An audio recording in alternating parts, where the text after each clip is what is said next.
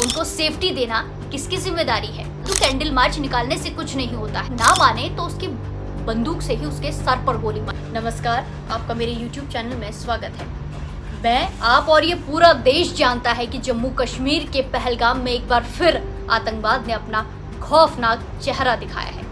22 अप्रैल को हुए इस भयावह हमले में करीब 28 लोगों की जान चली गई है। ऐसे में सवाल है कि आखिर ये आतंकी इतनी आसानी से इतने बड़े हमले को अंजाम कैसे दे पाते हैं? इन हमलों के पीछे असली जिम्मेदार आखिर है कौन? आज हम एक कड़वी सच्चाई पर बात करेंगे और आपको भी रूबरू करवाएंगे। क्या कश्मीर के कुछ स्थानीय लोग आतंकियों को संरक्षण दे रहे हैं? क्या उन्हें पाल पोस रहे हैं? आइए तथ्यों और इतिहास के आधार पर इस सच्चाई को लेकर बात करते हैं और समझने की कोशिश करते हैं। पहलगाम की बैसरन घाटी, जिसे मिनी स्विट्जरलैंड कहा जाता है, मंगलवार दोपहर 2:45 पर खून से लाल हो गई। 6 आतंकियों ने 45 टूरिस्टों के ग्रुप पर ताबड़तोड़ गोलियां बरसाई, लोग मारे गए, जिसमें से यूएई और नेपाल के 2 विदेशी पर्यटक और 2 स्थानीय लोग भी शामिल थे। 20 से ज्यादा लोग घायल हुए हैं, जिनमें से ज्यादातर टूरिस्ट थे। ये 2019 के पुलवामा हमले के बाद घाटी का सबसे बड़ा हमला है। चश्मदीदों के मुताबिक आतंकियों ने पहले लोगों के नाम पूछे और हिंदू पहचान मिलते ही फायरिंग शुरू कर दी। जिन लोगों ने बचने के लिए खुद को मुस्लिम बताया, उन लोगों से कलमा तक पढ़वाया गया और जो नहीं पढ़ सके उन्हें गोली मार दी गई। आपको बता दें कि लश्कर-ए-तैयबा के छद्म संगठन द रेजिस्टेंस फ्रंट TRF ने इस हमले की जिम्मेदारी ली है। खुफिया सूत्रों के अनुसार कई सारे दावे किए जा रहे हैं, कई सारी बातें सामने आई हैं। इस हमले में पाकिस्तानी और स्थानीय कश्मीरी आतंकी ने मिलकर काम किया है। हमले में 4 आतंकियों की भूमिका सामने आई है, पहचान भी सामने आ गई है, जिसमें से 3 पाकिस्तानी और 1 स्थानीय कश्मीरी है। एक अन्य रिपोर्ट में ये तक दावा किया गया है कि 2 स्थानीय आतंकी हैं जिन्होंने इस घटना को अंजाम दिया है। इससे पता चलता है कि कुछ स्थानीय तत्वों की भूमिका इस पूरी घटना में हो सकती है।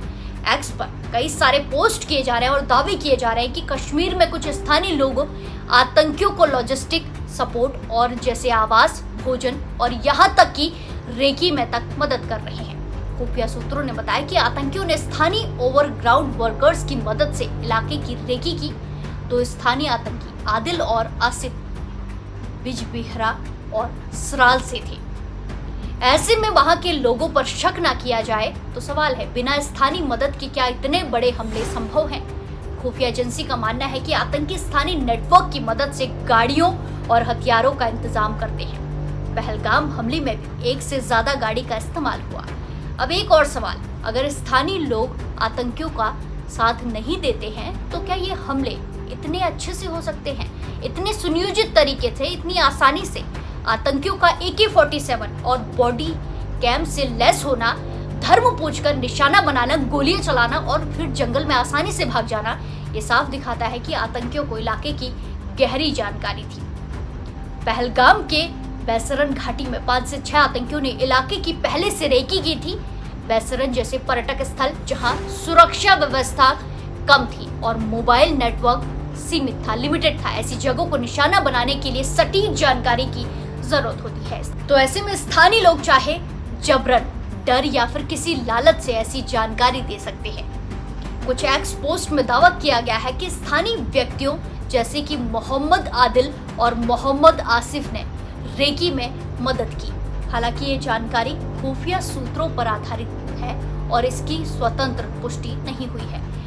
आतंकी संगठन जैसे लश्कर-ए-तैयबा से जुड़ा द रेजिस्टेंस फ्रंट, जो इस हमले का जिम्मेदार है, अक्सर स्थानीय लोगों को डर, लालच या वैचारिक प्रभाव अपनी विचारधारा से प्रभावित करता है और अपने साथ जोड़ता है और उन्हें ठिकाने, घर और पैसे का लालच दिया जाता है।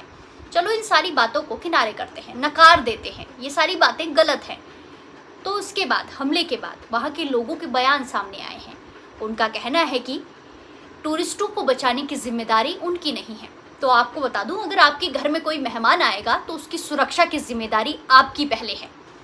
जिन टूरिस्ट से तुम लोग पैसे कमाते हो, पैसे छापते हो, उनको सेफ्टी देना किसकी जिम्मेदारी है?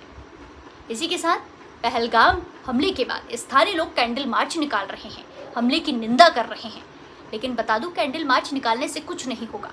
आपका फर्ज है, अगर आपका कोई बेटा, भाई या कोई भी ऐसे संगठन का हिस्सा बनता है, उसको समझाओ, और ना माने तो उसी की बंदूक से उसके माथे में गोली मारो, उसके सर पर ठोक दो, ना कि बेगुनाह टूरिस्ट की जान दो जिनसे तुम पैसे कमाते हो, पैसे छापते हो और अपना घर चलाते हो। वैसे आपको बता दी, पहली बार नहीं है जब कश्मीर में आतंकी हमले ने देश को इस तरीके से दहला दिया हो। इसमें कोई दो राय नहीं है कि कश्मीर में आतंकवाद की जड़ें गहरी हैं और 1980 के दशक से ये शुरू हुआ आतंकवाद आज भी जारी है और वहाँ के लोग की भूमिका पर चर्चा होती आई है। 2000 में अमरनाथ बेस कैंप में हुए हमले में 30 से ज़्यादा लोग मारे गए थे। 2019 के पुलवामा हमले में 40 सीआरपीएफ जवान शहीद हुए। लेकिन इन हमलों में एक बात बार बार सामने आती रही है, स्थानीय लोगों का आतंकवादियों के साथ समर्थन। 2008 के मुंबई हमले और 2019 के पुलवामा हमले जैसे बड़े हमलों में भी स्थानीय समर्थन की बात सामने आई थी। 2019 में भी पुलवामा हमले के मास्टरमाइंड को स्थानीय लोगों ने संरक्षण दिया था। कुछ साल पहले एक खुलासा हुआ था कि स्थानीय लोग पाकिस्तानी आतंकियों के लिए यौन सुख का इंतजाम करते हैं। इससे बिल्कुल भी इनकार नहीं किया जा सकता कि कुछ स्थानीय लोग आतंकवादियों को संरक्षण दे रहे हैं, उन्हें पाल रहे हैं, उन्हें पोस रहे हैं, उन्हें बड़ा कर रहे हैं। ऐसे में अगर नहीं पालते अपने घरों में इन आतंकियों को, तो भी आपकी जिम्मेदारी है टूरिस्ट की रक्षा करना, ना कि हमला होते ही भाग जाना और फिर कैमरा लेके दुखी लोगों को और दुखी करना, ये पूछकर कि क्या हुआ, कैसे हुआ, किसने किया। और सरकार को एक बड़ा एक्शन लेने की ज़रूरत है, जिससे कि ये लोग ऐसा करने से पहले मूत दें। आप इस बारे में क्या सोचते हैं? क्या स्थानीय लोग वाकई इस घटना के लिए जिम्मेदार हैं या ये सिर्फ एक प्रोपेगेंडा है? अपनी राय कमेंट बॉक्स में ज़रूर बताएं। अगर आपको वीडियो अच्छी लगी तो इसको लाइक करें और शेयर करें और मेरे चैनल को सब्सक्राइब करें। मिलते हैं अगले वीडियो के साथ।